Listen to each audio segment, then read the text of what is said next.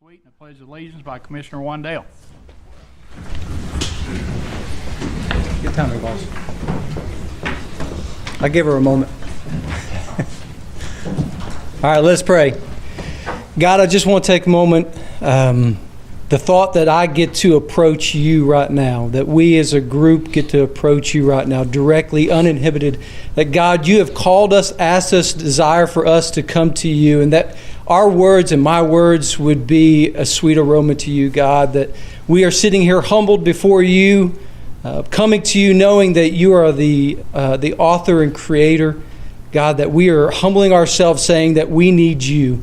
We need you to move in and through our life in this moment and all that follow after it, God. And I pray that you would just give us the guidance, the direction, the discernment, the wisdom, God, that you would help us to show and reflect the love that you are.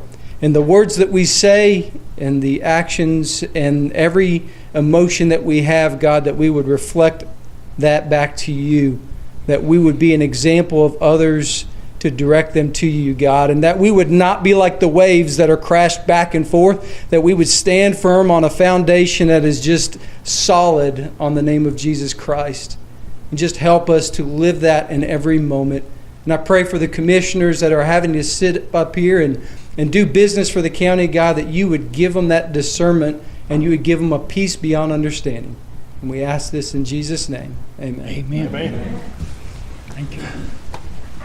Salute, pledge.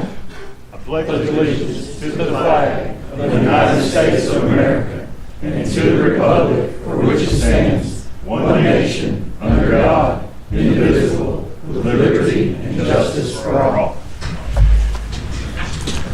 Thank you. Start with the approval of the agenda. Motion approved, Mr. Chairman. May I have a motion second? All in favor say aye. Aye. Any opposed? Motion passes. Next is the appearance of citizens for anything that's on or not on the agenda.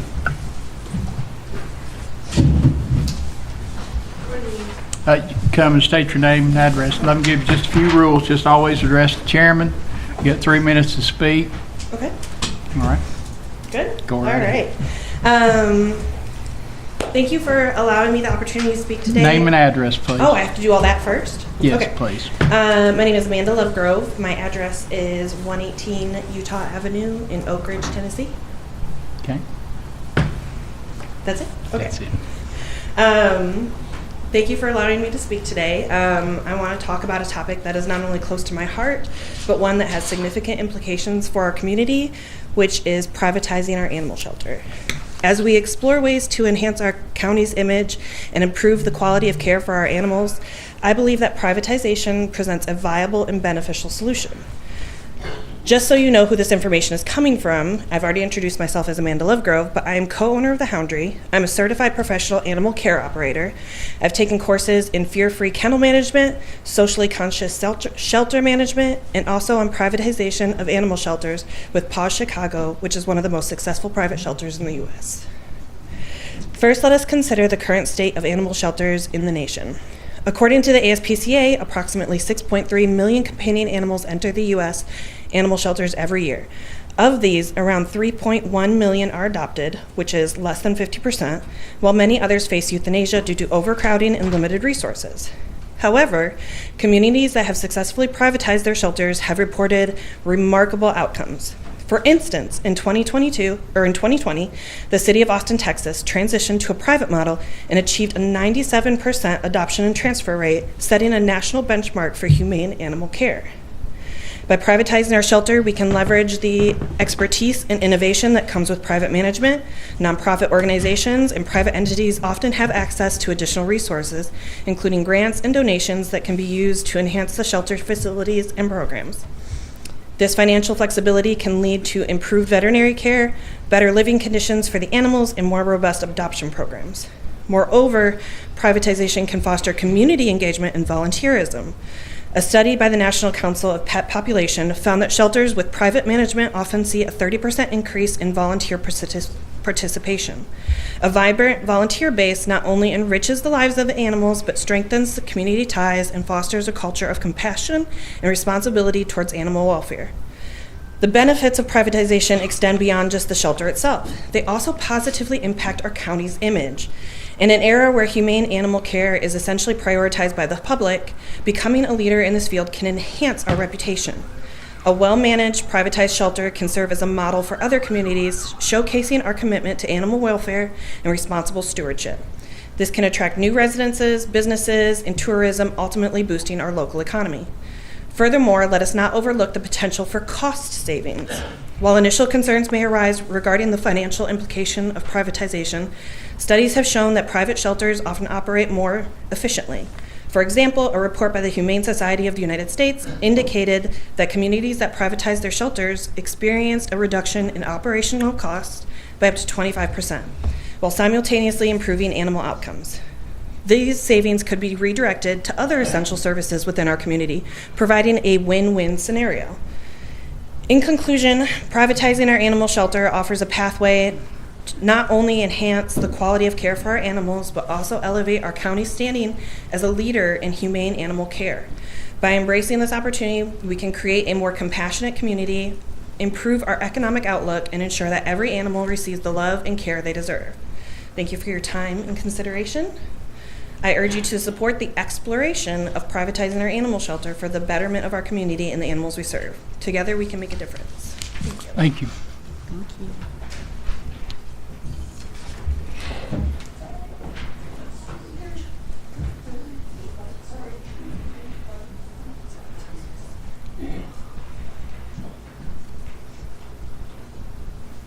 Hi, I'm Nicole Ferrara. I'm in District 6, 150 North Seneca Road in Oak Ridge. I'm also the president of East Tennessee Friends of Animals. We currently work with 6 of the regional shelters in East Tennessee. And while you guys are exploring the option to privatize, not privatize, I'm not here to speak on either direction. I am here to say, if anybody has any questions on how things like that work, as I said, we work with both privatized, hybrid, and non-privatized shelters. All of them have pitfalls and perks. There is no one perfect type of shelter. I am very happy. I'll stay after to hand out my card, but happy to speak with any of our commissioners on what we've seen as being perks or pitfalls, so that hopefully when you guys get together, figure out what y'all are going to do, that you can avoid some of those pitfalls going forward. So that's all I had to say. Thank you.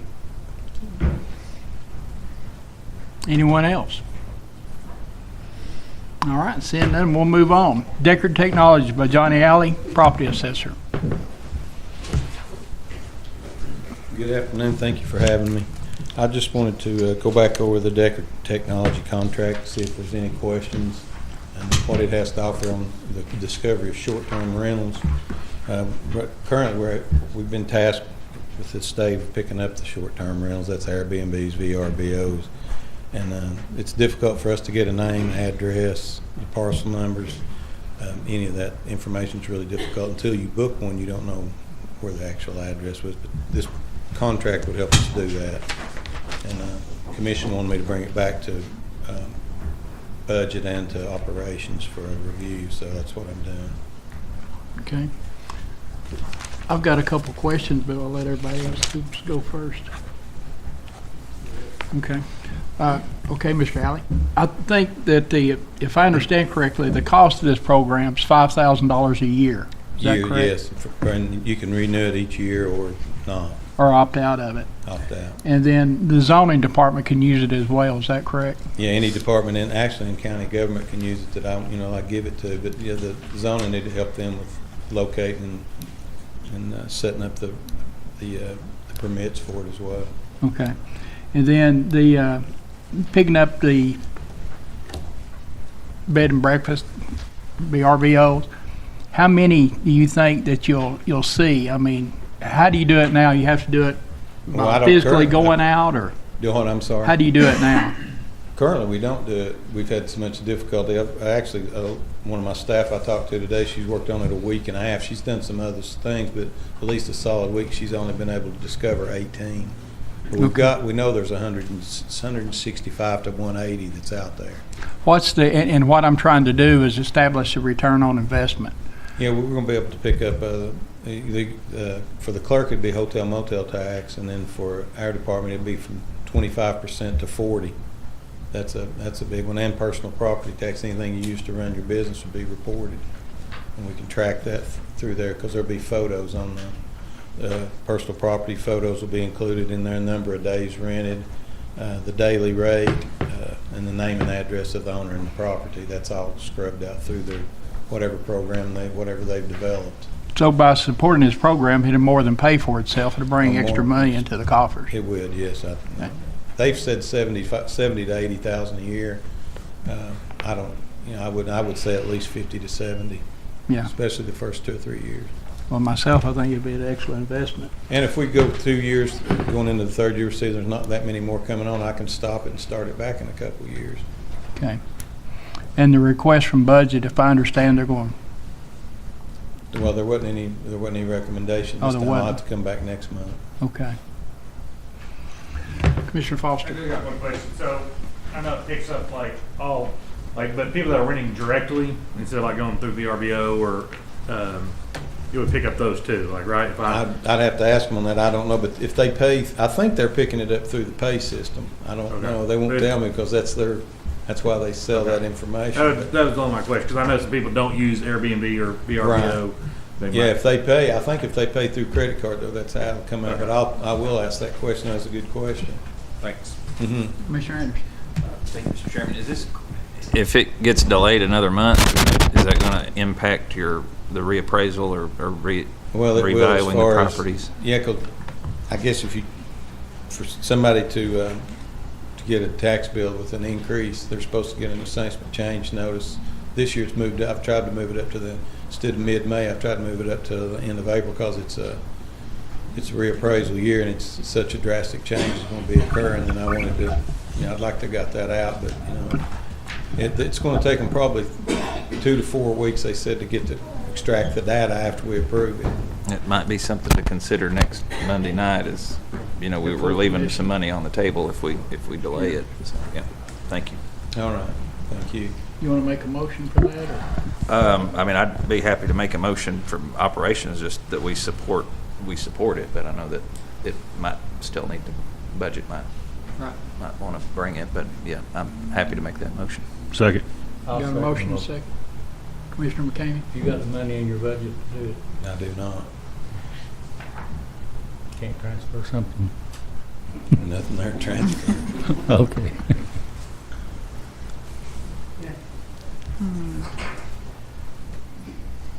All in favor, say aye. Aye. Any opposed?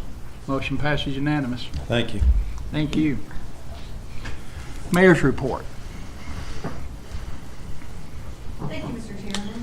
Chairman. The first item in your agenda packet is I'm requesting a motion to authorize Anderson County to agree to alter the geographic response area for the provision of ambulance service within the city of Oak Ridge and the execution of necessary paperwork for such acknowledgement and agreement associated with the attached resolution passed by the city of Oak Ridge. And in your agenda packet is the resolution that was passed by the city of Oak Ridge with agreement from Roane County, and it references where that response area would be changed, and this is necessary so that effective April 1st, the city and county dispatch area agencies can modify how they dispatch those calls. Okay. Discussion? Yeah. I haven't had a chance to look at it very well yet, but I think I heard the mayor say that the reason is to allow the dispatch calls. What are there any other reasons we're doing this? Well, I mean, we also won't be the first responder to that area. And Nathan is also here. He can answer any questions. But this deals with the new development that is down in Roane County that continues to grow. And Roane County built another ambulance station closer to that. I've drawn a blank on the name of it right now. Yeah, they moved one of their previous stations to the Gallagher exit there at I-40, so they moved it fairly close to the preserve area. So this was kind of the city of Oak Ridge and the county of Roane had discussions about making this change. So this is really coming from their request. So our current has us covering all of the city of Oak Ridge. This would peel that back to that 58-95 split, and we would cover everything on the east side of that, where Roane County would cover everything on the west side, including all of Blair Road and all of Highway 95. So if it's okay, Mr. Chairman? Yes. So if I'm hearing you correctly, you're saying that this will be less area for us to cover? Correct. It would. In Roane County, yeah. And last question I have, Mr. Chairman, is for the law director. Did you have a chance to look at any of this stuff? I have a little bit, Commissioner. I didn't see an issue with it, if that's what you're asking. So it's, from a legal standpoint, Yeah. it's good to go? Yes. Okay, thank you. Appreciate your answers. Thank you. Yeah, absolutely. Okay. Got a motion to second. Commissioner McCamey. What does Roane County or City of Oak Ridge pay Anderson County to cover that area? Roane County pays us $59,000 a year, which that's amount's been in place since about 1999. Oak Ridge does not pay anything, but which you probably are very more familiar with it than I am. Yeah, imagine that. In 1970, the agreement was for us to cover Roane County, that the city of Oak Ridge would provide us with a station, which is the Raleigh Road behind Kroger, Right. is what they have been providing us since 1970 something. So that's what Oak Ridge provides us. Roane County pays us $59,000 a year to cover that entire area. Roane County said that they are not going to request decreasing that amount. Thank you. Anyone else? Theoretically, will that help any response times for our other areas?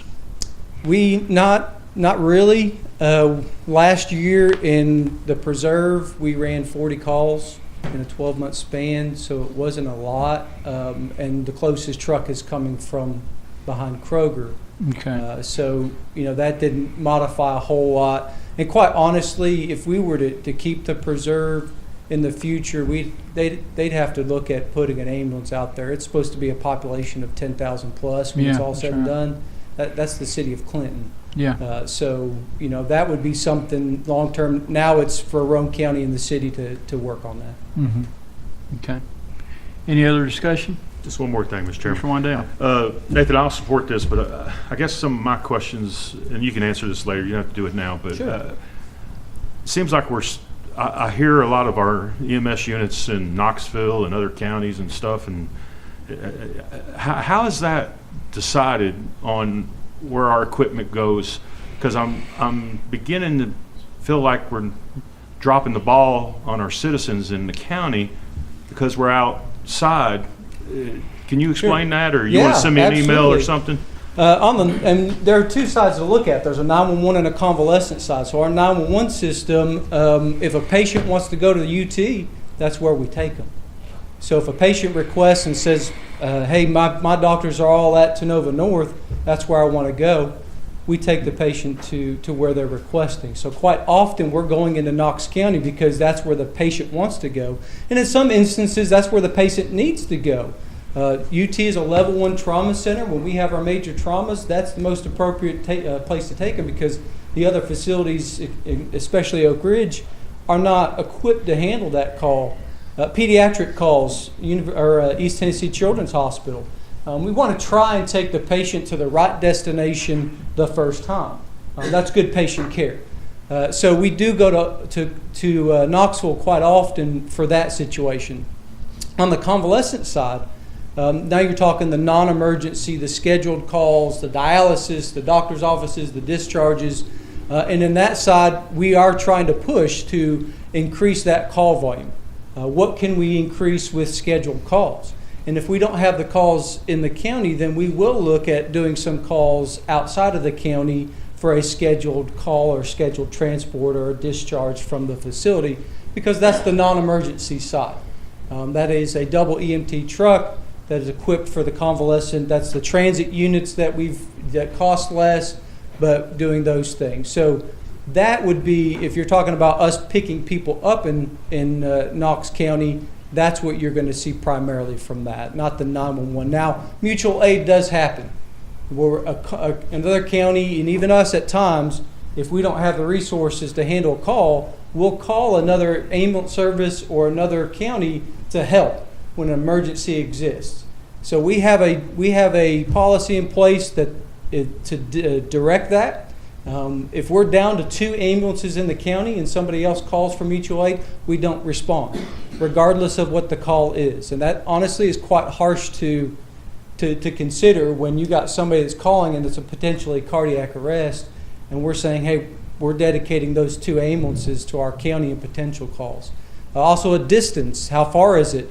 If it's too far, we're not going to respond because you consider how far we would have to go.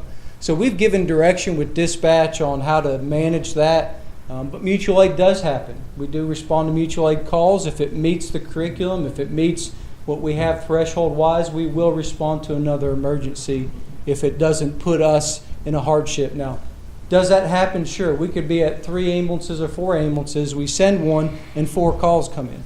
You know, this is an unpredictable environment. But a mutual aid, very much like when we request mutual aid from somebody else and they send one to help us as well, it is that give and take. It is that mutual support that we would create. So that's really what you're going to see. But we're not like going into Knox County to take 911 calls just for the grin of it and neglecting our county and our community and the calls. But the Roane County area, we've been in agreement since the 70s, well, March 5th, 1970, from what I understand, that we've been covering the Oak Ridge, Roane County portion and other, like the Blair community. So it has been around for a long time. But this is the first time it's really came up to this level of making a change with that. But there's something to consider for sure. Any other discussion? Who had the motion second from this side? That's what I thought. Okay. All right. Any other discussion? All in favor say aye. Aye. Any opposed? Motion passes unanimous. Next item is I'm requesting a motion for Anderson County to become a coalition partner with Pellissippi Blueways. This is something, and I'm happy to just put this on for discussion and wait until next month. There isn't an actual, there's no organization. There's a coalition of different organizations that have identified themselves as the Pellissippi Blueways. And what these folks are doing, you can see in your agenda packet, is this would just be something that is non-financial, but it would be used for marketing, where Anderson County would say that we would note that our particular parks that are on the mile marker for Pellissippi Blueways, we would do what we can to promote the Pellissippi Blueway. So you can take a look at it if you want to wait. I can work with Mr. Brooks on something that looks less contractual, because the MOU, again, I went back and forth with the folks that are leading this. There's really not a signatory party on their side. This is just a promotional marketing. So for instance, we did apply for a grant for Lost Bottom Park. And in talking with the coalition folks, we would collaborate with them on that. They would help us support that grant application if we are invited to submit a full application. But I'll do whatever, or if you're comfortable just passing something, we can just notice that we're a coalition partner with the Pellissippi Blueways, whatever you all would like to see. Okay. Mayor, I noticed on the candidates for parties to the MOU, all those people listed would be signers as well? We would do those separately. So next month, we're going to take that up at the Conservation Board for them to be a coalition partner. I'm going to talk with Stephanie about tourism being a coalition partner. Although Okay. I feel like if the So county then they would does it, fall under that group? yeah, I feel if the Okay. county does it, the tourism definitely. I know Conservation Board's kind of a separate governing board, Right. and I think they should handle theirs separately. Okay. Yeah, because there's a really good list here because it combines, private entities along with the government as well, and I think that worked good. Mr. Chairman, I'll approve with contingent on the law director's approval. Okay. Second. Seconded by Commissioner Anderson. Okay. Any other discussion? All in favor say aye. Aye. Any opposed? Motion passes unanimous. Okay, the next item is, we are looking to repeal the adoption of the 2018 International Building Code and instead adopt the more current code, which is the 2024 International Building Code with amendments. I've put that information in there from Marjorie. Mr. Brooks is going to prepare a resolution that will be presented at the appropriate time, I believe at the end of 90 days, or we would have it effective in 90 days. Okay. Okay. Marjorie has delivered this to the county clerk's office, where it has to be there for 90 days for folks to be able to view it if they want to come in and view it. And so I just wanted to put you all on notice and maybe even have something reflected in the minutes that this is our intent and that document is in the clerk's office so that we have a record of the 90 days. Motion to approve the repeal of 2018 building code and adopt 2024 building code with amendments. Second. Motion by Commissioner Yeager, seconded by Commissioner Capshaw. Any discussion? Yes. Commissioner Wandell. By going to this, are we moving from, what was it, Southern Building Codes. I mean, I'm interested in the lot size. Are we going from the 24,000 square feet to 20,000 square feet? Or whatever that number was, I can't recall exactly. Does this mean we're moving it, are we reducing it by moving to this? Or is that a separate change? I think, I have to look at it and see unless it's hidden in here, but I think it's a separate change. What do you think, Commissioner Foster? I mean, I would think it's the size of the lot would be based on zoning more than on Right. the international building codes.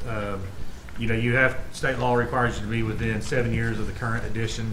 Mm-hmm. So a lot of people went to the 18s when they came out because they didn't like the 15s, and so if we're at 18, we're right at that window. Right. So 24, so they must have not liked the 21s and went to the 24. So a lot of people will skip a year, stay within that, make those amendments, and then look to go to the next current one that gives them 7 more years to be under that code. And I don't know if we know what the other cities are doing. I know pretty much everybody around here was on the 18s from when I was at the city of Rocky Top. We were on the 18s. Right. Clinton was, Oak Ridge was, but Josh might know what Norris is on, but but they were all kind of around on the 18s because we were all at like 12 and then jumped to the 18s. Commissioner Anderson. Yeah, I'm just curious, is this one of those situations where if you go to 2024, you can't go back to 2021, so you've got to just, when we get here, we're here till they come out with it. Okay, I was curious how that worked. I do know the city of Oak Ridge is going to 2024. Mm-hmm. I think they had that on their agenda a couple months ago or 3. And Marjorie will be here and present to answer questions and talk about this. Again, this would be 90 days. It's sitting out there, and then we'll bring you a resolution, too, that will need to be approved. So we're doing this like a first and second reading? Yes. Third reading? Yeah. Okay. So she will be here at the April operations agenda to answer any and all questions about the code. Okay. Any other discussion? All in favor say aye. Aye. Any opposed? Motion passes unanimous.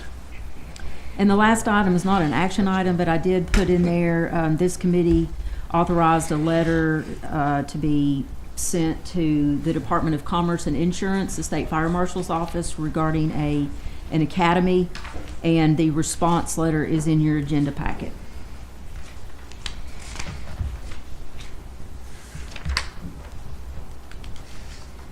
And that's all I have.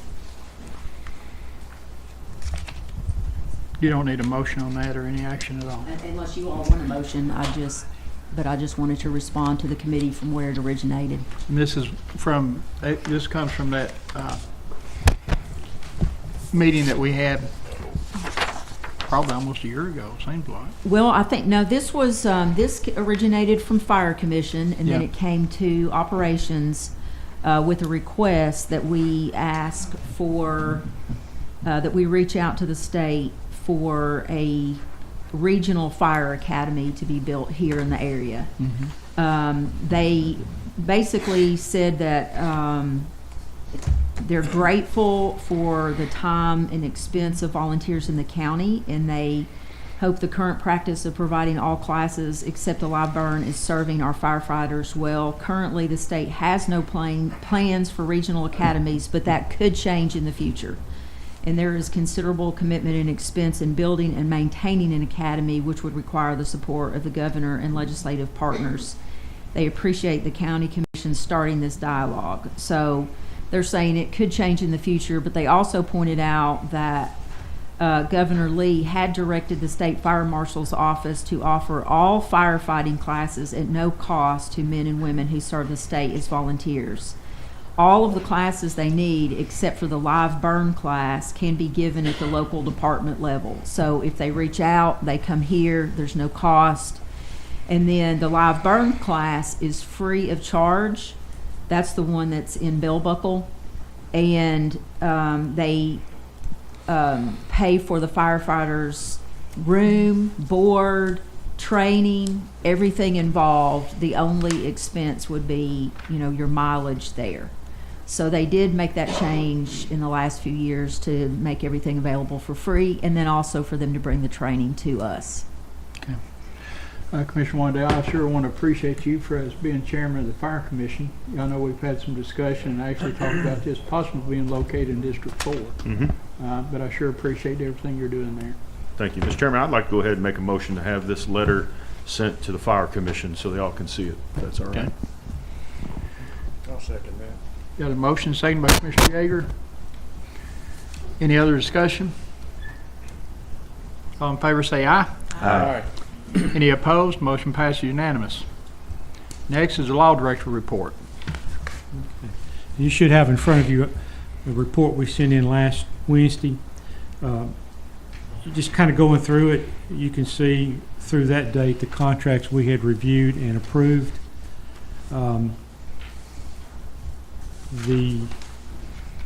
Under the zoning, you can take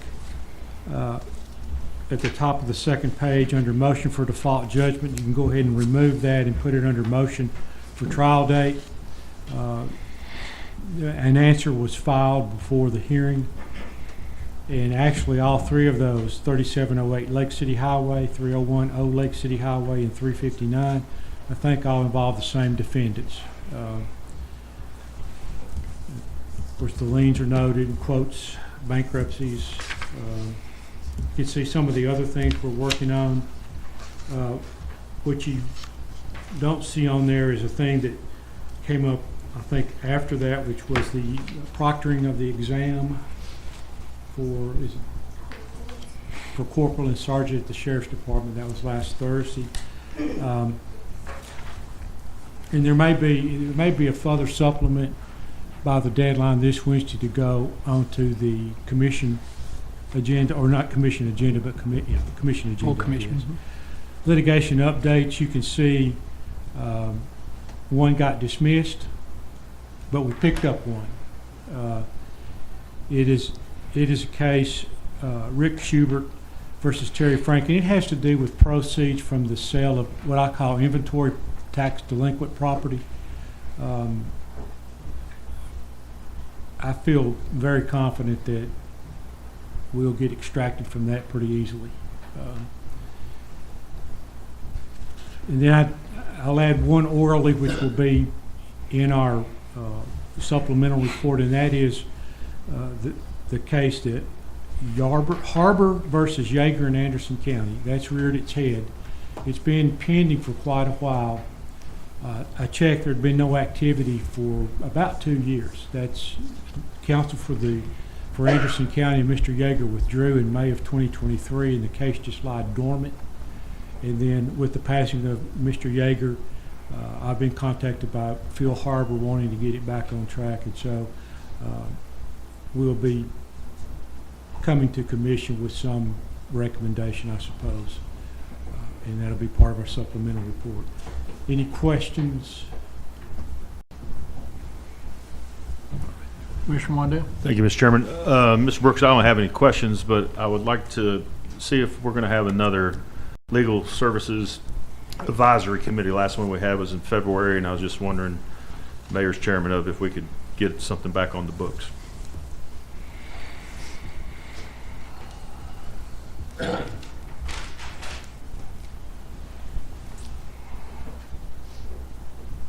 I'll make that in the form of a motion, or? I thought you were asking. Oh, I'm sorry. No, I was. You said Mr. Brooks. So, yeah, I can schedule another Okay, meeting. thank you, Mayor. Thank you. Okay, all right, we don't need a motion on that. we're good. All right. Anything else for Law Director? Thank you. Next is cybersecurity for phones and computers. Brian, if you don't care, for the people in the public, let everybody know what you do, what your expertise is. Good evening, everyone. I'm IT Director of Anderson County Government. I maintain and run the data systems and infrastructure for the county from one end to the other, and 100% keep everything going for the constituents and the commissioners and public officials. Okay, thank you. I have information I wanted to share tonight with the whole county, and things that we can do personally in our lives that, with the enemies we have against us, that they're now affecting our personal lives with the never-ending phone calls that people are getting with car warranties and things of that nature. Also, emails or text messages, SMS messages that are phishing to get you to respond, things of that nature. We've probably all seen the text that comes and, "Hi, how are you today?" and it's an unknown number. Things like that. Those, all they want you to do is respond. Even if you don't even say anything and you just send a blank text response to them, that's what they're after. They take that information and put it in a database, and then they take your eSIM, duplicate it, and then they're you. They can send to any of their other people they're trying to attack with your phone number. So that you'll see a local number, for instance, call you that shows that, it's unknown, but it's from Clinton. Well, you're more apt to open that, and they know that. So when they do these attacks, they pick the areas that they're sending them to, and they get higher probabilities. It's all based on math. They know that they can send so many, and when so many people will respond in certain ways, that they'll get money back. And it comes down to money and a lot of the nuisance hackers, but then you actually have the nation states that are against us as well.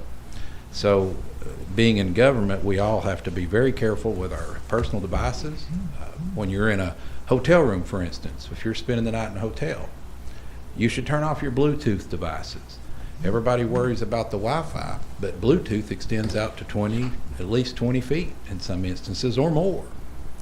If you're in a hotel room at night and you leave your Bluetooth turned on, well, you've left your neighbor next door. Do you know who that is? Do you know what they're up to or what they might be trying to do?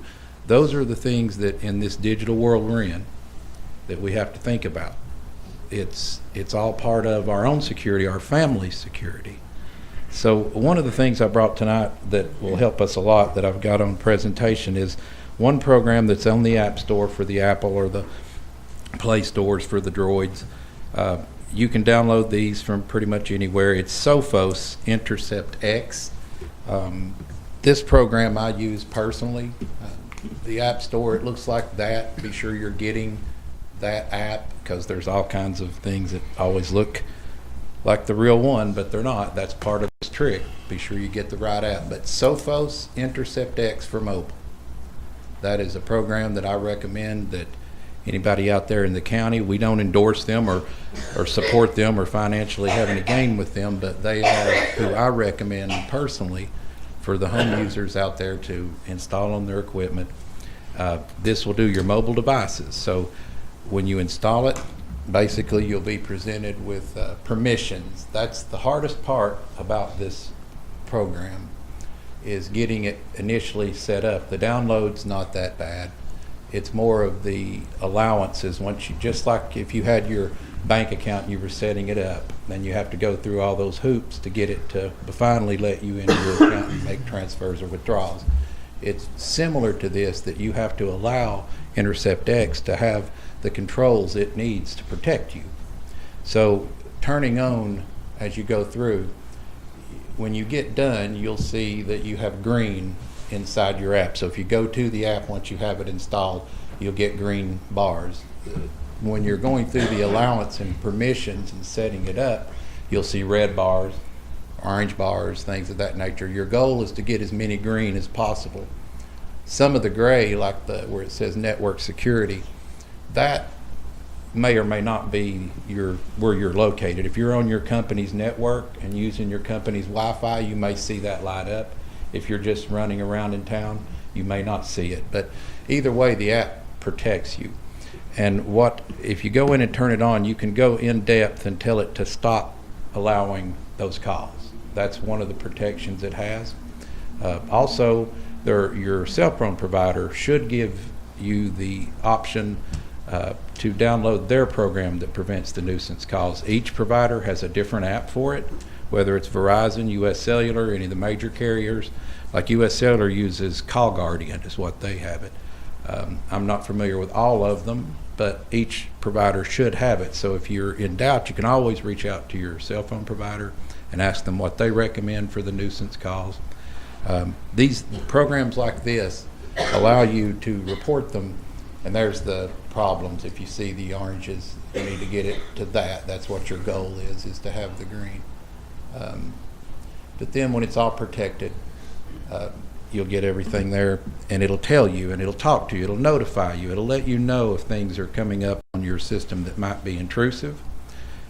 Every day that we're moving around in our digital lives, we're crossing around Wi-Fi zones that are, some are, most are good, but some have pollution in them. And if you've got your devices set to join any network automatically, that can cause your phone to reach out and touch the closest infected source.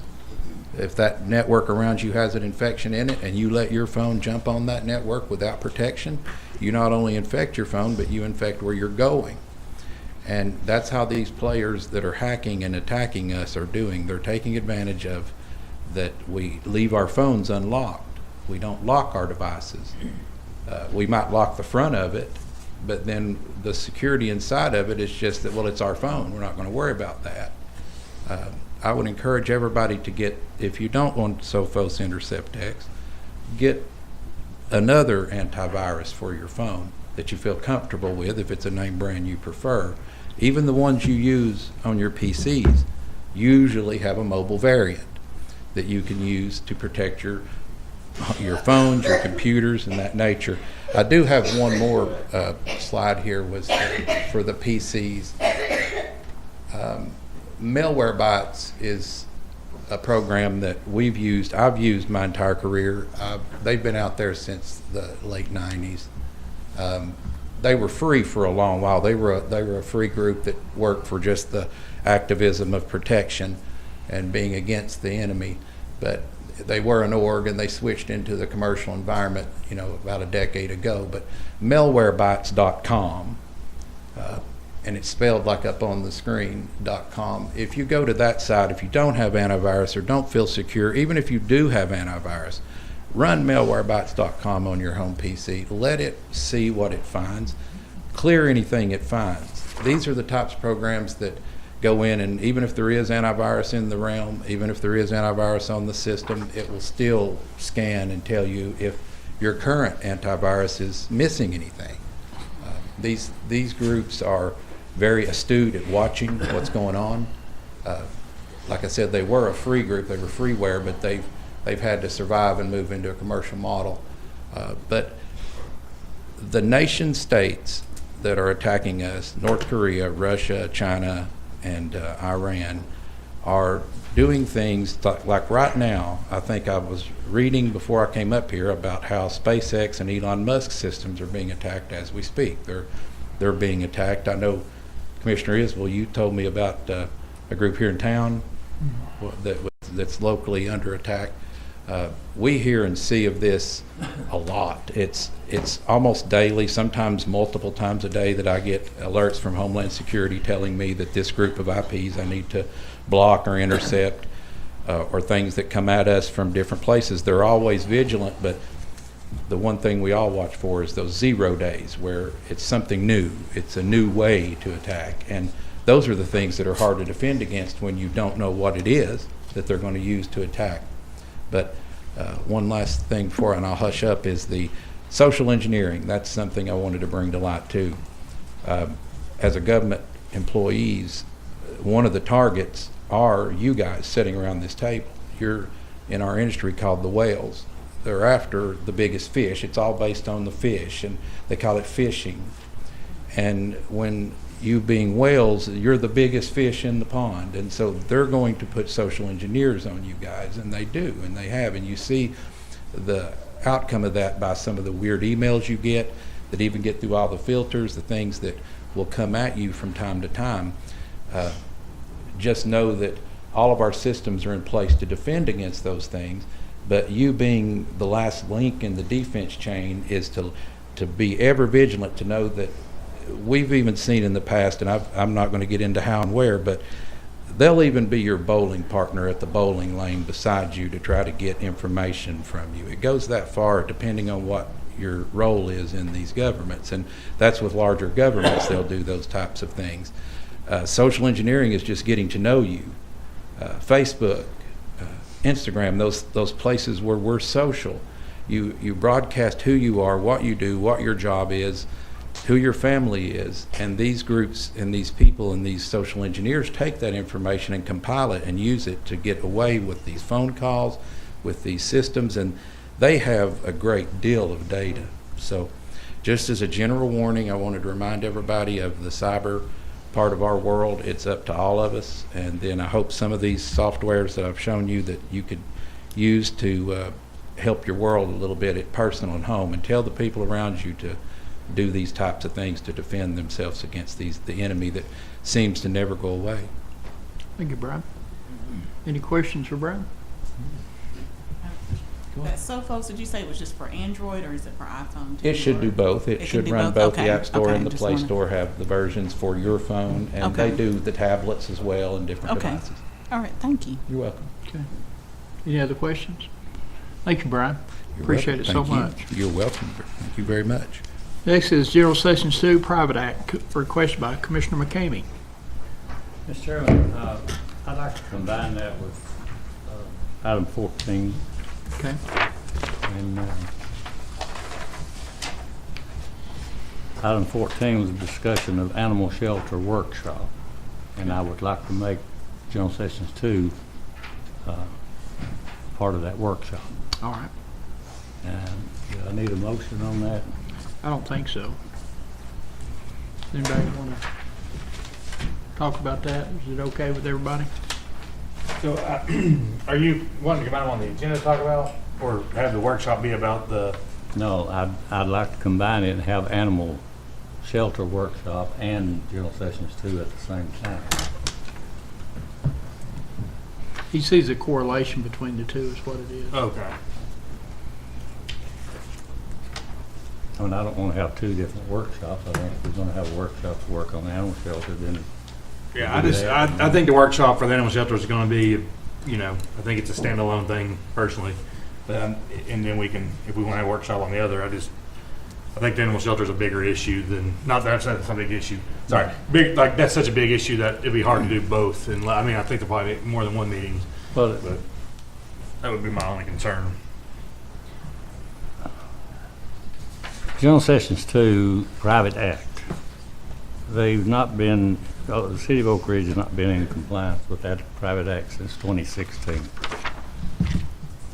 And I think it's time that we as a county commission talk about it, what we need to do about it. It's costing us to the tune of $800,000 a year.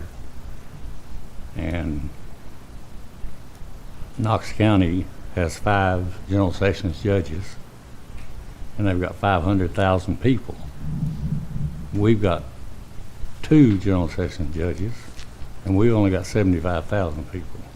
So they've got 1 to 100, we've got 1 to 35,000. And I just feel like that we need to talk about it, especially since Oak Ridge hasn't contributed anything at all to it. And the private act says that they shall be responsible for the operation of it. But they've done nothing since 2022. And they're definitely in violation of the private act. So your request is to have a workshop or just? yeah, I'll make that in discussion? the form of motion that we have a workshop considering General Sessions 2. Okay. We'll have a second? I mean, I'll second it for discussion, but is this together, or are you now saying have one separate? No, the one that's on their agenda was a referral from the Budget Committee, is that right? Yes. Well, no, just, I mean, the one Yeah, about on the, 14. from Commissioner Mays, Yeah. one, he sent one to budget and for this operation committee. It didn't come from budget to operations. So I guess the question is, are you wanting to handle them both on the same day or have two separate ones? I'd like to handle them both on the same day, but I mean, if we need to, that's well and good too. I think we need to talk about it.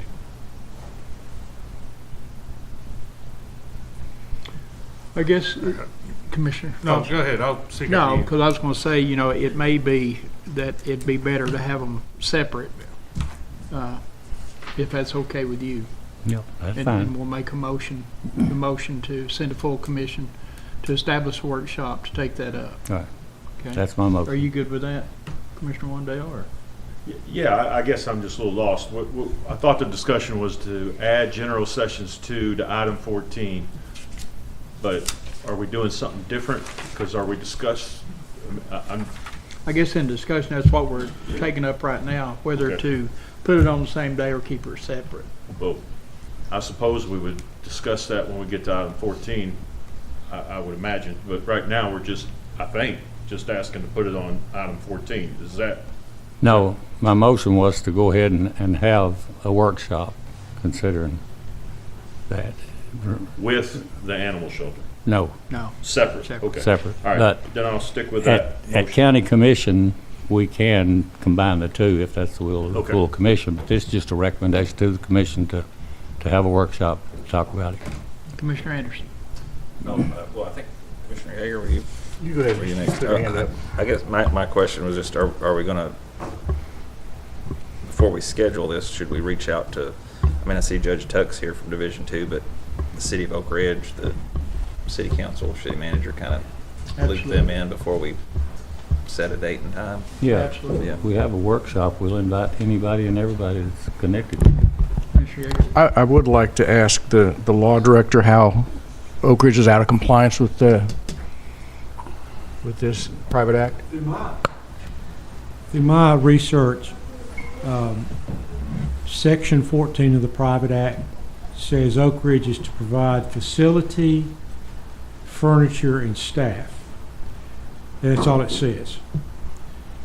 Historically, they've provided the location until the Daniel Arthur Center became available and was purchased by the county.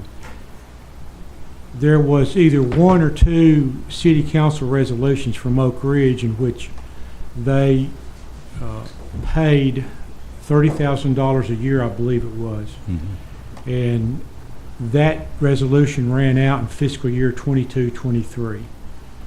There was, so they're in compliance because there's nothing besides the private act that requires them to pay a penny. It's not defined, I guess, is what I'm saying. The obligation is to provide the facility, the staff, and the furniture, but it does not quantify that monetarily. Now, if I may speak to Commissioner Anderson, I've been contacted 2 times now by the city attorney, Tammy Rackard, who is wanting to get a line of communication going about funding going forward. Does that answer your question, Commissioner Yeager? Me or him? I'm sorry. The question about compliance, there's Okay. nothing for them to comply with at this time, Right. dollar-wise. And as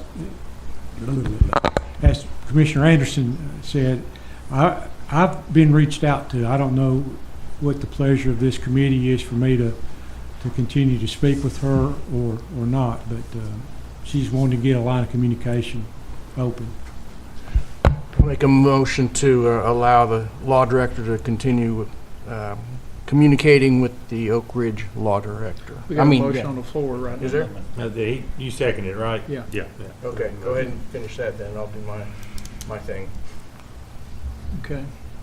Commissioner Foster, do you want to speak? No, you covered. As I said, I had issues with combining them because I think you're talking about different people at those two meetings, and I think, from what I understand, Chairman Mays, on the workshop, we would invite people from the community to be a part of that. So that's why I did not want to combine. And this is kind of like, this workshop would be taking up this subject with everybody involved invited. Yeah.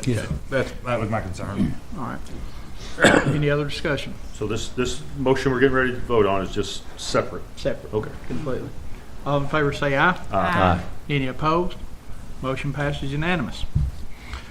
Mr. Chairman, can I add that motion then to allow the law director to continue speaking with the Oak Ridge law director to keep the lines of communication open and he can advise us on what he finds out. I second that. Motion by Commissioner Yeager, seconded by Commissioner Foster. Any discussion on the motion? All in favor say aye. Aye. Any opposed? Motion passes unanimous. Okay, number 10, request from Commissioner Wandell.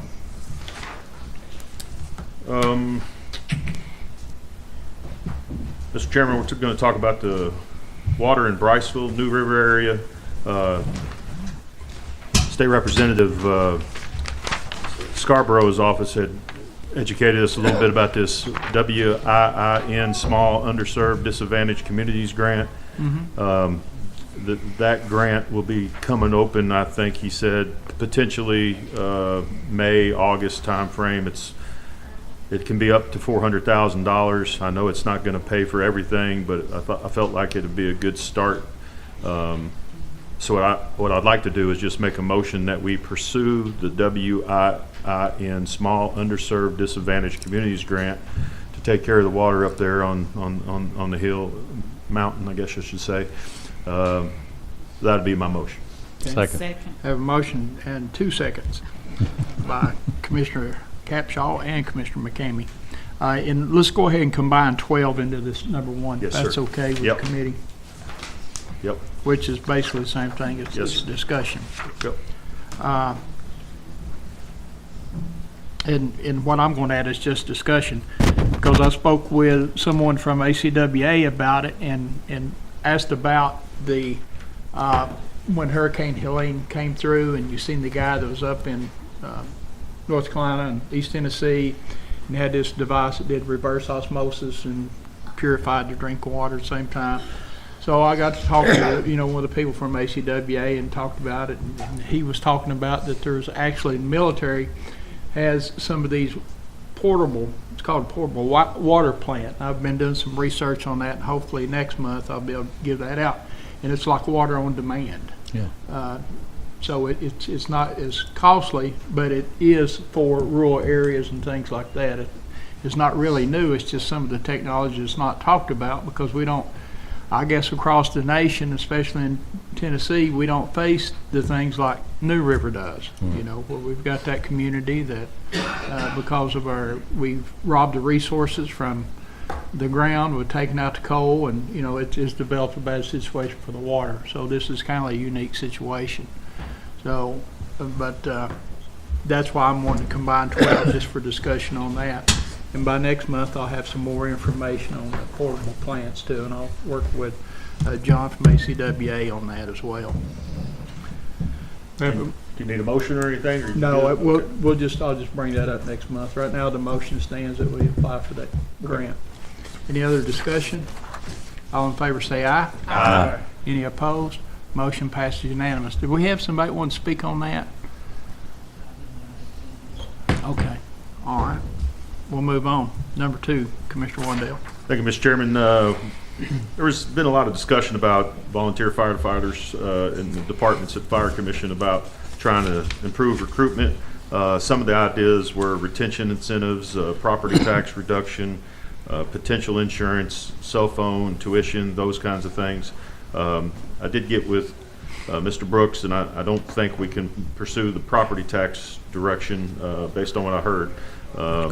So we'll still keep evaluating these. I don't know if the mayor has anything she wants to add, but I think with the fire commissions or the fire study that's going to be coming up Thursday, Mayor, that's still on Wednesday, March 12th, 4:30.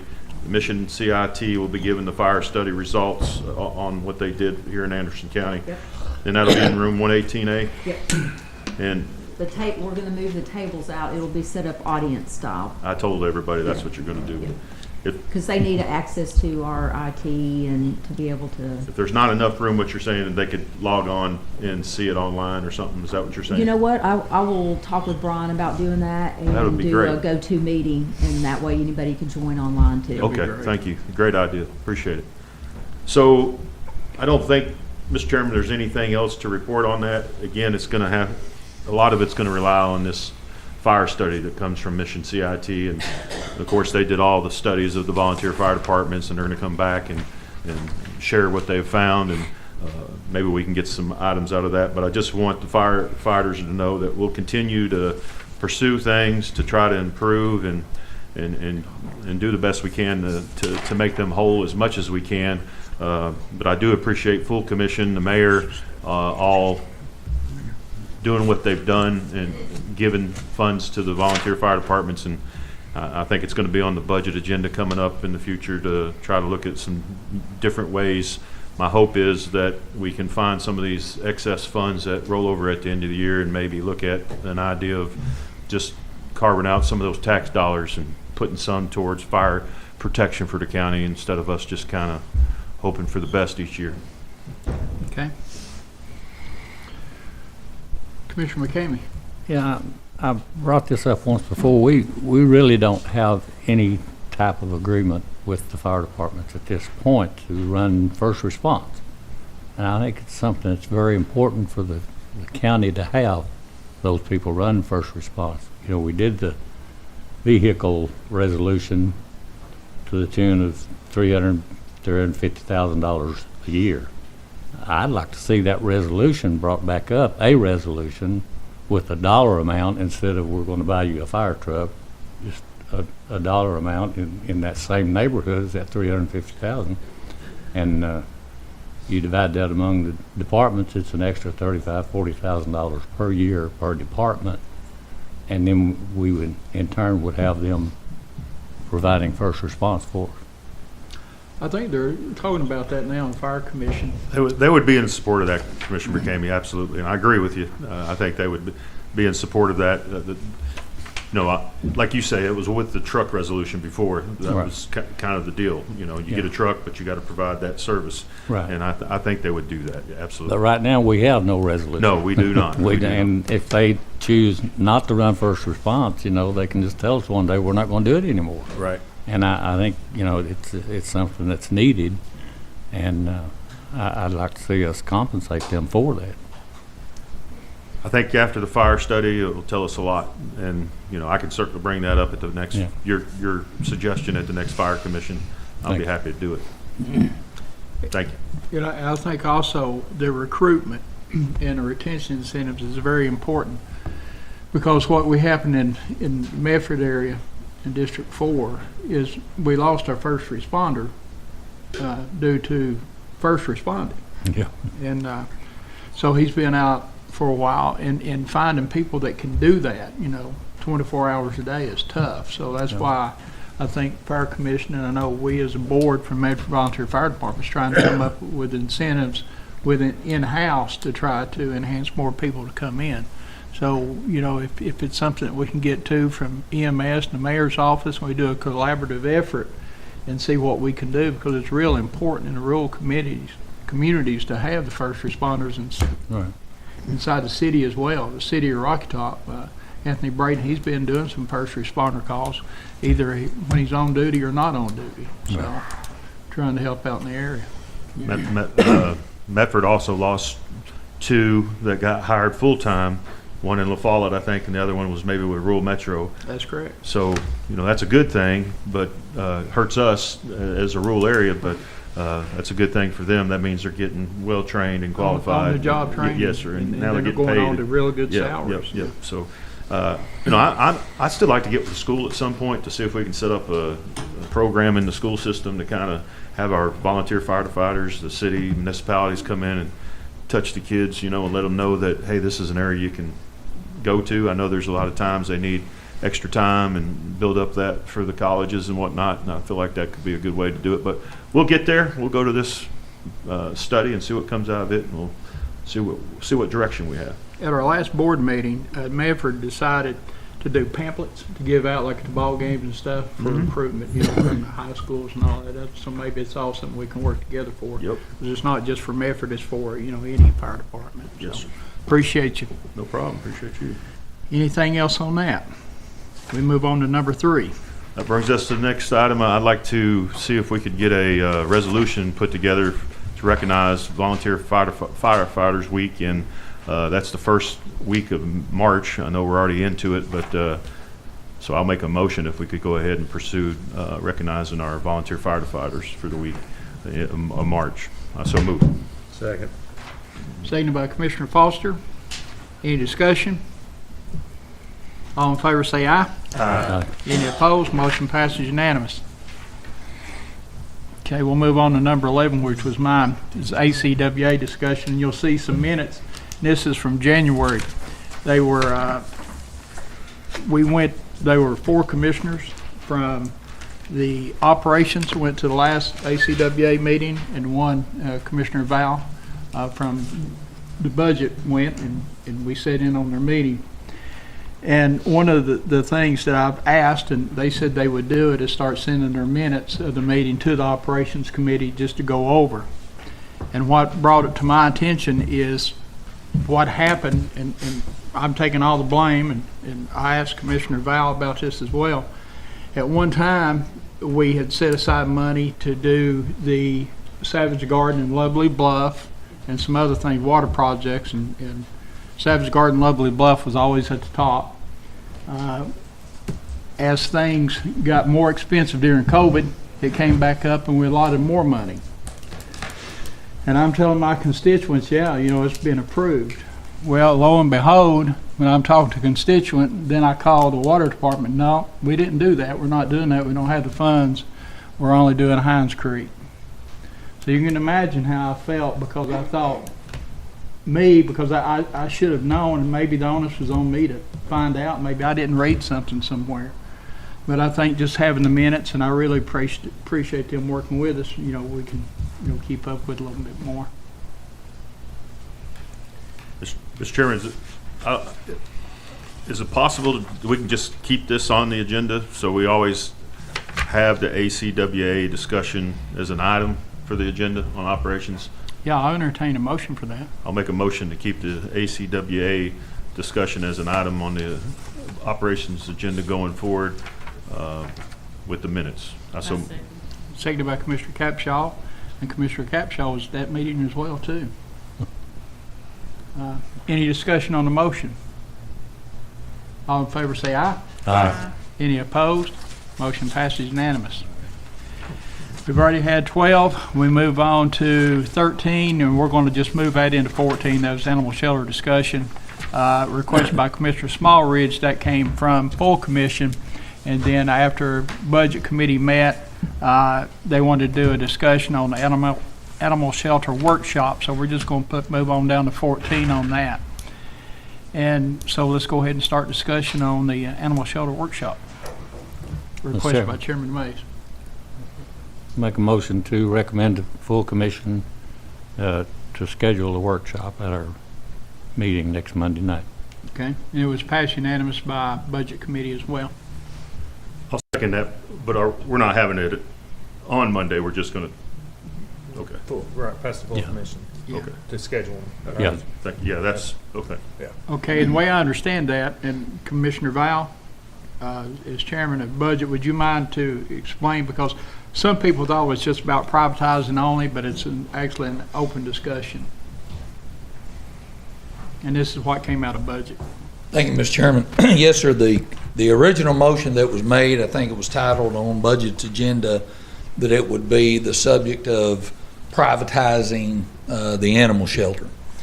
During the course of the discussion, it was brought up other options too. I think I myself asked Mayor Frank if she would be willing to contact other areas around us to do some research to bring back what different options may be. So then the discussion went, as governing bodies do sometimes, the discussion went to, well, instead of just talking about privatization, we would be talking about just options.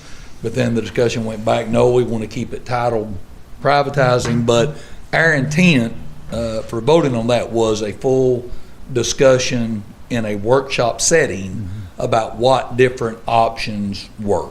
But the title remained privatizing the possibility of privatizing the animal shelter. So I apologize that confusion came out of that meeting, but I think we're probably all used to that by now anyway. Go ahead. I guess what I wanted to, I sat in on the budget and you summarized it perfect, Commissioner Val, thank you. What is the purpose of the workshop? I genuinely would like to know from my fellow commissioners, what would you envision? I know we're not going to get a resolution tonight and, do this, do that. We understand the resolution failed twice. We get all that. I don't want to sit here and debate and blame people. I don't want to get into all that. That's been going on for quite some time. But what I'd like to know is, we have a workshop. What's the purpose of the workshop? Is it just to go meet and talk, listen, or we're going to actually try to get some type of resolution? Is that all right? Well, we can't do an actual resolution because we can't vote in it. I mean resolution as finding a solution, not literally resolution, writing one out at the workshop. Yeah. My perception of this is just discussing the 3, 4, 5 different options, size of it, running of it, staffing of it. I think it's every aspect. That's just my opinion. No, I appreciate it. That's what I wanted to know. Thank you. Commissioner Foster. Yeah, I know this is what Commissioner Chairman May sent out and I know what Commissioner Smallridge, I think his recommendation from full budget was to look at, from previous commission meeting was to look at, he wanted to discuss maybe the volunteers. That was, I think when he made his motion, that's what he had put in his motion, that we, get sent to operation, or I don't know if it was a motion, but that was discussed. It was a motion from him. And for Commissioner Mays, his email, he just says, I think his direction of what he wanted, and that's what I think he talked about in budget, because I watched budget too, wasn't there, but I watched it, and just that he wants to look at privatization, that he wants the workshop to be more focused on that, but look at other options. But I think his intent, from when he sent out to us and what it passed that budget, I was kind of confused there because I went back and forth on the name, but that was his intent, and I think to look at privatization of the animal shelter was the main intent of the workshop, from my understanding, and that's what I thought we would take up tonight too, because I think that's, he sent it to both committees to look at that, so that was my understanding. Okay. If I could, Mr. Chairman, I'm not going to go all night here, but I just want to say this.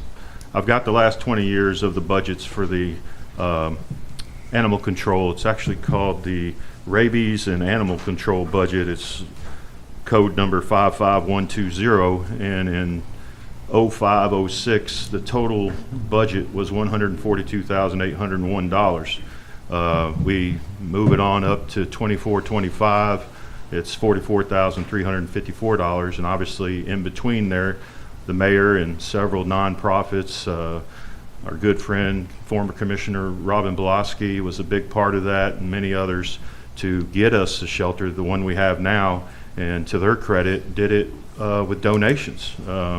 So I'm going to make that available in the commission room. All this information, I spent Friday going around to the law director's office. I went to Annette's office and got a lot of information, but just to kind of summarize quickly, going back to 1984, when we first started in the animal control business, I guess you could say, we did that with a contract with the city of Oak Ridge, and we paid them to take our animals. We paid them so much money, and then that went on for several years. I think the last time we did that with the city of Oak Ridge was in 2015, and as I did research, I was able to come across different articles, and so in 2003 it was an issue, and it continues to be an issue, and that's why I'm asking my fellow commissioners. I hope we can take out all the he said, she said, and this one's the blame, that one's the blame, and I'm mad at that one, and I'm not going to do that because they made me mad. And at the end of the day, we should do our jobs, and I'm not saying people aren't doing their jobs, but I wanted to learn. I wanted to educate myself on what has happened in Anderson County. And as you get into this, you realize that there's a lot of moving parts, a lot of resolutions, established fees for owners surrendered animals at the Anderson County Animal Control Facility. This is 2016. And then you go on, and it just keeps going. And and here, to the mayor's credit, here's one that she did. And I think Commissioner McCamey, you asked about this a year ago, and then you asked about it a couple weeks ago. This is the one the mayor did, and all the minutes are here. This is all good stuff. This isn't bad. This is good. Okay? That's why I'm bringing it up. I'm not throwing shade at the mayor. This is a positive thing. It was the Anderson County Animal Welfare Task Force, and I think Mayor Frank started this, and it's got everybody listed. It's got all the minutes, all the motions, all the suggestions.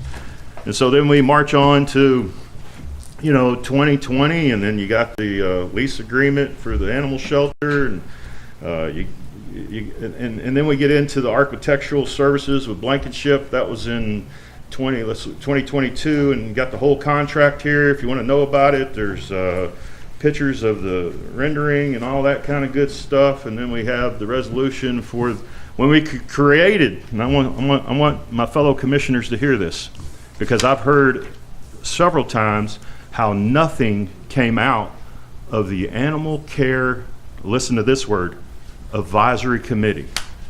That committee was formed in 2022. Can you believe it was called the Advisory Committee? That was the committee that some say nothing came out of. I just want my fellow commissioners to know there was 21 motions that came out of that, and in this packet will be every motion, who made it, what was acted upon, what was not acted upon, and I even included at the end of it the motion by Commissioner Yeager to abolish the Animal Care Advisory Committee, seconded by Commissioner Capshaw. And as you'll recall, I voted for it too. And the reason I did is because all of this work, I see it as, I think there was a total of 12 total meetings, started July 22nd. The last one ended in September of 23. Of all them meetings, we didn't get anything done. We got one thing done, I think. So those were a bunch of workshops.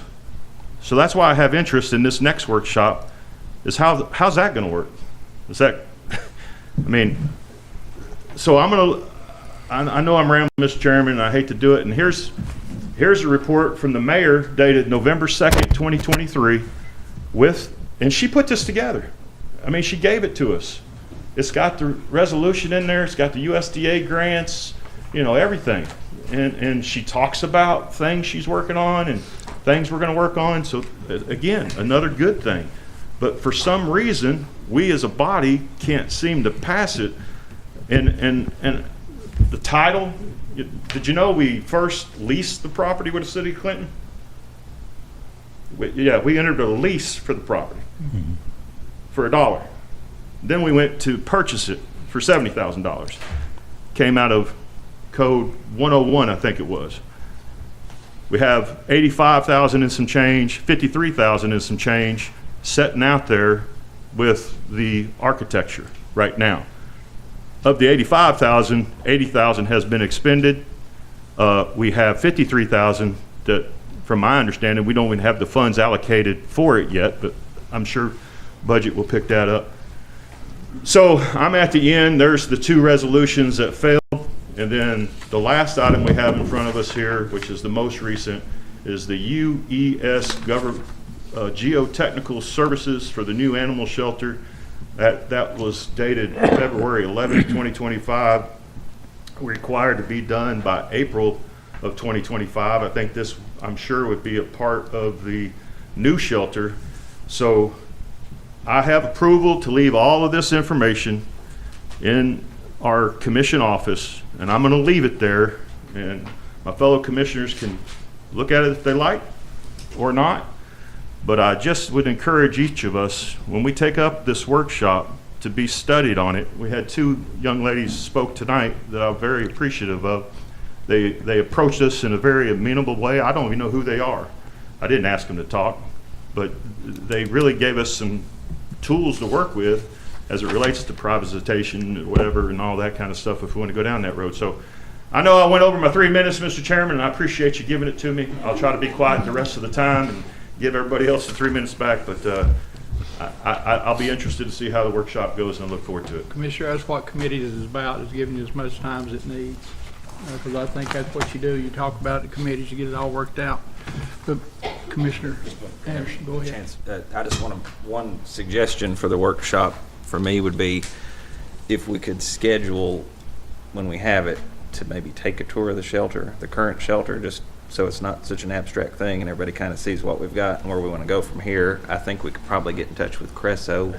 They're not far from there, and they've got conference room, classroom space there that, you know, if the weather's not cooperative, we could probably go in there and maybe even host the workshop there. But just something to think about. Well, there's another idea too, and I hope that we come to a solution from this workshop. But I follow Campbell County real close, and they've done, they've had some issues with their shelter. In Morgan County, it's probably got one of the largest shelters around that's privatized. But we need to take and look at most of the things, the ins and outs of both of them. But what I'm concerned with right now is the motion, because coming from the budget chair, is it's open for discussion, and maybe a committee comes out of that. My suggestion was the other night before everything was stopped was, using the steering committee, which is completely different. But that was just my idea. So what we're voting on now, Commissioner Foster, is, the way I understand it, is just privatization is going to be the only discussion. I mean, I don't know who he made a motion, so I'm not. I'm saying I was trying to answer Commissioner Waddell's question about what was the intent of it. I'm just, from what I watched on budget and what I read in Chairman Mays' email, that was the main topic. But I know we combine 13 and 14 together, and I know, like I said, I don't want to speak for Commissioner Smollers, but I believe his intent wanted to have some more discussion about volunteers, right, and being what our volunteers allowed. So I know we put them together on the agenda, but I know we've got a motion on the table too. So and the reason why that I combined those two is because of the discussion that I had with the budget chairman. It was kind of going to be an open discussion, and privatization would be, but there were other things on the table. Is that correct? Sure. Okay. And that's how I would vote for it, is that not just privatization, but other things are on the table. Is that? That's how I understand. That's the way I understand too. Open.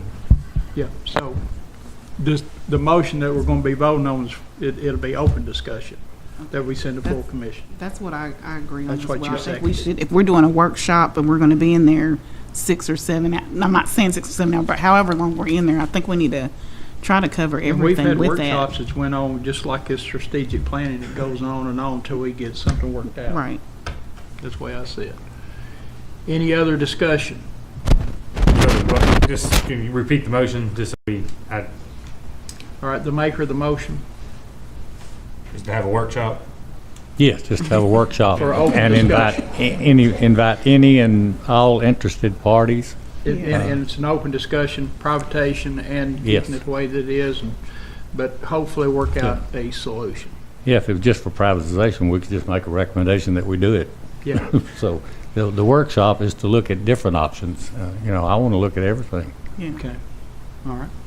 Any other discussion? All in favor say aye. Aye. Any opposed? Motion passes unanimous.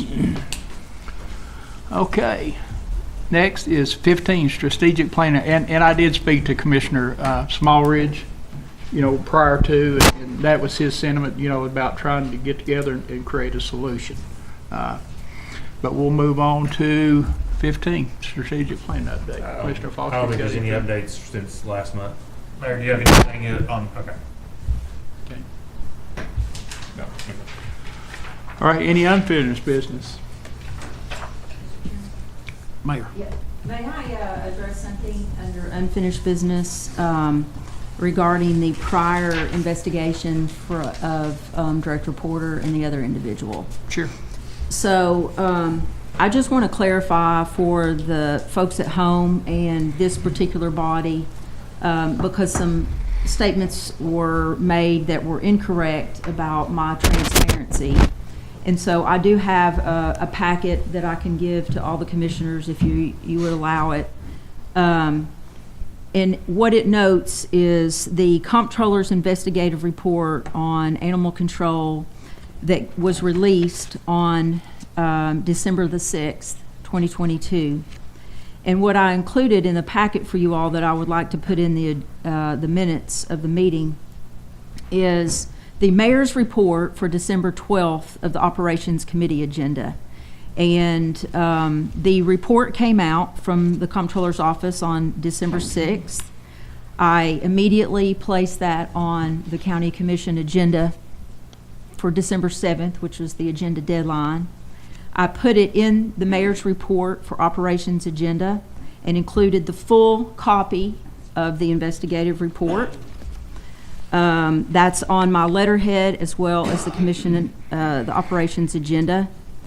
And then just as a note, the comptroller does release this to all of the media, and they have a media contact that's placed on their letterhead. And then in addition to the media already getting it from the comptroller's office, I immediately emailed it within 3 minutes to the Knoxville News Sentinel, who was covering this story, and I have my email to Knox News that I have put in there, and you'll see at 10:03 it was delivered to the Knoxville News Sentinel. In addition, once again, this topic came up 2 years later, February of 2024. Again, it was brought up, and so I emailed this again to full members of commission, a copy of the personnel policy review, as well as the link to the comptroller's report, and then I made some summary comments. And I just have all that in the packet because I want everyone to know when it's noted that I'm not being transparent or this has not been talked about, that is not supported by facts. I also have included in your packet that I want to make part of the minutes, the Tennessee Board of Veterinary Medical Examiners minutes from their December 14th, 2022 meeting. And at that meeting, Mr. Porter, who I will note never denied and admitted fully up front that he allowed his license to expire. He was addressed at the Tennessee Board of Veterinary Medical Examiners. He was found to be in violation by failing to timely renew his license. This resulted in a civil penalty, and payment must be made within 30 days, and that is in your agenda packet. And one thing I did want to note for Mr. Porter, that when he went to work for the city of Oak Ridge, he told me that he was already licensed to be to do euthanasia. And the law is they only put the certification process in place far along in the history of animal control. And so if he had proof that he was doing euthanasia prior to July 1st, 2001, he never had to go through any kind of official class or do any of that. And so I put that in the agenda packet, but I also put where back at that time I reached out to the city of Oak Ridge and to get that information, and they did not keep his personnel files, and they said they did not keep personnel files back that long. So I just wanted to kind of put that in there, as Mr. Porter was very highly trained in that and actually had worked with the state of Tennessee to actually teach the classes on occasion. So I just wanted to put that in there. And then also, I have put in some information that I would like placed in the agenda for Anderson County with regard to harassment policy, prohibited conduct, violence in the workplace that is prohibited conduct, reporting procedure, risk reduction, bullying in the workplace, definition of abusive conduct, employer responsibilities, confidential information, employee retaliation, and ethical standards. And I would like to put that in there as a reminder. So this applies to elected officials as well as employees. One of the things that has been an issue for us is when volunteers or staff have an issue, there is a duty to go through a chain of command. It's either going through your director, going to the mayor, going to the elected official, or if you are not comfortable with any of those, our personnel policy allows you to go to the HR department or to the law director. One of the things that has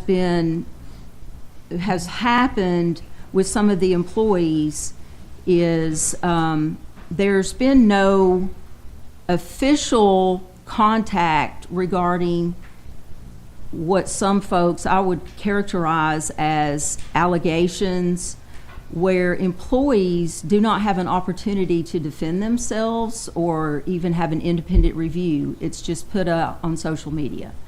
So our director has worked with the law director on updating the volunteer application form. We're going to include some of this language there so that there is a process and some protections. As you know, from a liability standpoint, we do have a liability to protect our employees. So I just would like to put that in there as well, and also as a reminder. Okay. So, Do we have a motion? I'll make a motion to accept everything she said. Okay. Motion seconded by Commissioner Yeager.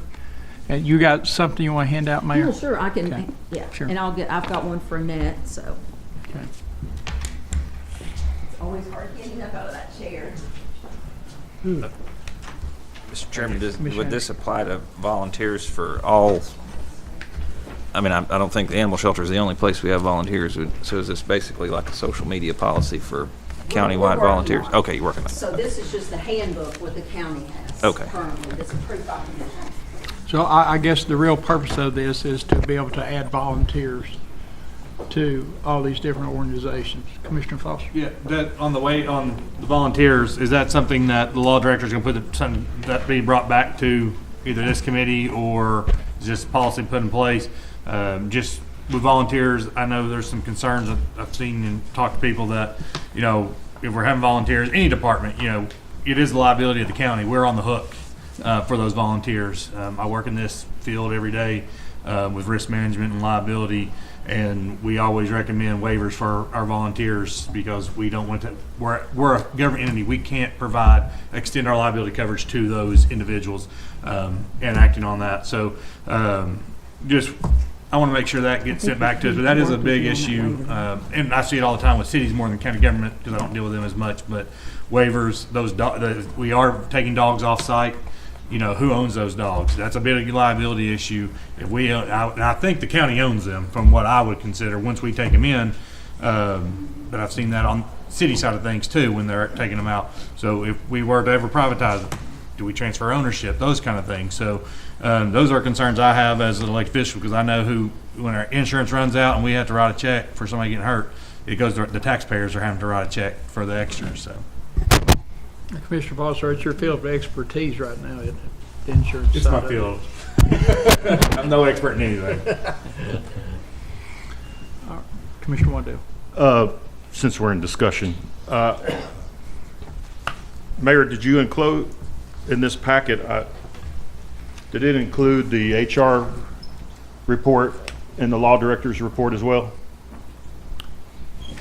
from Anderson County? No, sir, I just put the, it's Could multiple we add pages. that as a summary into this as well? Sure. I'll make a motion to add that as well, the HR and the law director's report to these items that the mayor has put in front of us to make it a complete package. All right, the seconder of the motion agreed as well. I know they've been highly distributed already, so there's no issue. All right. Any other? Mr. Chairman, Yes. I've been very nice tonight. I haven't made any disparaging comments. The mayor just made a flippant comment about she knows they've been distributed already. They have. Yeah, they have, to my Let's- fellow let's- commissioners, Mr. Chairman, to my fellow commissioners. In fact, before we voted on the last resolution. But that's okay. They will be in the minutes, and all the people can read them then. Because guess what's in them documents, Mr. Chairman? Direction on how to proceed, procedures, policies. And I'm so appreciative the mayor has added these items to our agenda, because now they're going to be an item of record. And when that goes in there, we'll all see that we have not been following the recommendations that were put before us to fix these items. So I'm very excited to get it done. And I just want to make that comment. And I'm not going to make any disparaging comments. In fact, I made positive comments at least twice to the mayor about positive things. I didn't sit here and blame anybody or go on a big tangent about somebody else's fault or I did this and I did that. I just tried to get the information from my fellow commissioners. So I'm going to shut up and go on, but I'd like to see that added to this packet as well as information. Okay. The mayor's Actually, agreed with Mr. Chairman, I'd like to make a correction to what he just said. Earlier, he said nothing was done at the Animal Advisory Committee. Numerous things were accomplished and actually came through this committee or budget committee, whether it was their recommendation to add personnel, whether it was the recommendation to change the fees for rescues and remove those fees and make those transfers allowable. Were all of them done? No, but many things happened. So, I mean, the point that no disparaging remarks are made, yes, they continue to be made, and the old investigation continues to be brought up for what purpose, I'm not sure. Although I will say that I was warned and advised last year by a woman who befriended one of our county commissioners and texted him quite often. She visited my office. She asked if she could meet with me confidentially. She closed the door, and she advised me that a certain commissioner would be bringing all of this information back up after the beginning of the new year as he kicked off his campaign for the office of county mayor. So that individual was sitting. Is this my announcement? Is this my announcement? It's not in reference to you, Mr. Wandell. It's not in reference to Okay, you. thank God. So all of these actions, bringing all of this back up, and a lot of that has happened, it's been by proxy, and I'm very well aware. Okay. Mr. Chairman, just not to address the mayor there, but meeting on January 4th, 2023, my fellow commissioners had made comments or suggestions about the volunteer group. Out of that advisory committee that we disbanded was a motion, number 1, on page 1 of the January 4th, 2023 meeting, that our good friends, the nonprofits, the volunteers who made time to come to those meetings, right here it is, Anderson County Animal Care Facility Rescue Group application, broken down line by line, requirements, so we can certainly research it again, but I just want you to know, when you look at this information, you're going to see there was a lot more done than just arguing. There was a lot of productive stuff that happened, and I hope we can just get it implemented. Thank you, Mr. Chairman. Okay, Commissioner Wandell, Mayor, I hope tonight ends all the ill will Amen. from the public and everybody else, because we're working to come to a reasonable resolution. Agreed. And I think that when we go into this workshop, that we'll go in without some of this ill feelings into the meeting, that we go into this meeting with a fresh mind, open eyes, and willing to listen. Amen. I'm with you. That's my desire. Me too. Okay, so we got a motion to enter all this stuff into the minutes. Any other discussion? That includes the HR law director's Yes, report. yes. Everything that the mayor agreed to. Oh, we already have some. Okay, all right. All in favor say aye. Aye. Any opposed? Motion passes unanimous. Okay, new business. I got one thing, Mr. Chairman. I'd like to respectfully request we make a resolution dedicating March Adopt a Shelter Pet Month. I so move. We did that last year. Okay. Second. Seconded by Commissioner McCamey. Any discussion? All in favor say aye. Aye. Any opposed? Motion passes unanimous. Anything else under new business? Judge Tuck, you have anything? No, I'm just here, obviously, if I'm on the agenda or my division two is, I kind of wanted to be here. And I'll be happy to provide any case numbers, things of that nature, I guess, at that workshop. This is all new to me, so I'll be happy to provide any information. Okay, I just, I was telling you here, and I just wanted to recognize you and see if there's anything that you wanted to bring forward other than that. No, thank you. Okay. All right, has anybody got anything else? Seeing nothing become for this committee, motion adjourned. Thank you all for your time. I think we did okay. Yes.